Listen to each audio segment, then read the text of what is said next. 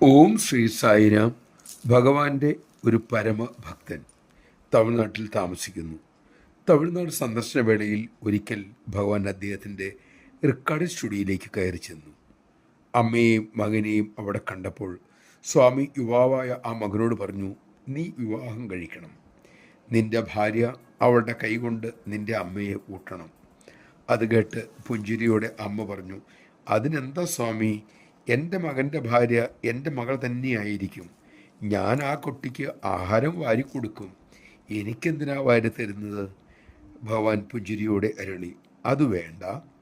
നീ നിന്റെ കുടുംബത്തെ ധാരാളം സേവിച്ചു കഴിഞ്ഞു. നിനക്ക് വിശ്രമിക്കേണ്ട സമയമാകുന്നു. പുത്രഭാര്യ എല്ലാം നോക്കി നടത്തിക്കൊള്ളും. സ്വാമി അതിനുശേഷം മടങ്ങി. അങ്ങനെ ആ രംഗം കഴിഞ്ഞു. ഏതാനും മാസങ്ങൾക്കകം അവർക്ക് ഗുരുതരമായ ക്യാൻസർ രോഗം ബാധിച്ചു. സർജറി നടത്തേണ്ടി വന്നു. ഇതിനിടയിൽ മകൻ്റെ വിവാഹവും ഭഗവാന്റെ നിർദ്ദേശപ്രകാരം നടത്തി.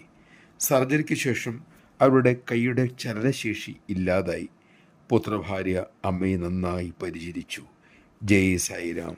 സ്വാമിക്ക് നമ്മുടെ ഭാവി വ്യക്തമായി അറിയാം.